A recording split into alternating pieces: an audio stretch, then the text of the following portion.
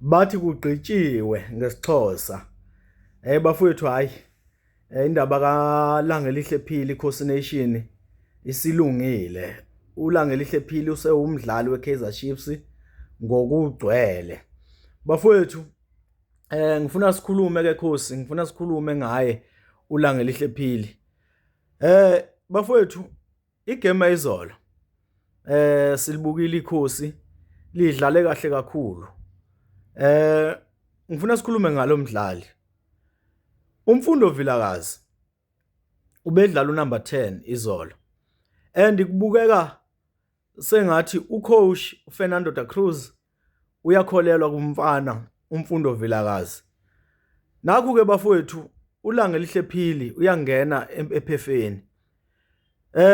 Ngokubona kwenu Khosi, nibona uLangelihle Phili kumele adlale kuphi lapha yana ephefeni?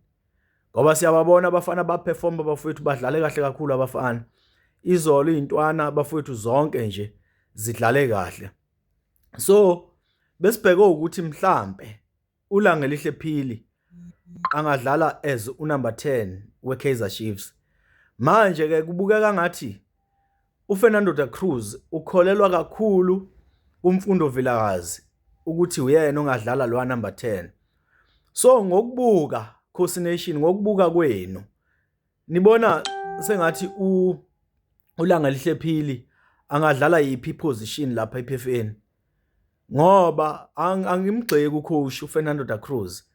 Uright ngokunikeza intwana, uright ngokukholelwa kuintwana uVilakazi amnikeze lapha yana unumber 10.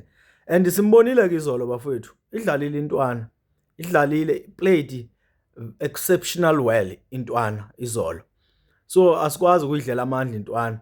And siyambonga ucoach ngokulibona italente laliyantwana uFernando da Cruz, because ocoach abaningi if usikhumbula kahle umfundo bebemdlalisa isikhathi esiningi futhi bebemdlalisa as iwinger, bemdlalise futhi umdlalo usubheke eceleni bemfaka njenge substitute, bemfaka mhlawumbe ngo80 minutes umdlalo usuphela. Kodwa ufikile ucoach da Cruz walibona italente lentwana, waze futhi washo wathi intwana ufuna ukuyenza ibest player yeKaizer Chiefs. So kuyacaca ke kahle kamhlophe ukuthi njengoba eshila ucoach ukuthi intwana ufuna ukuyenza ibest player yeKaizer Chiefs, angeke anikeze uPhili unumber 10. Unumber 10 uzodlalwa uyena umfundo as best player yeKaizer Chiefs. So uPhili Khosi Nation simbone edlala iphi position lapha yana. Let us hear your thought on the comment section below. Peace.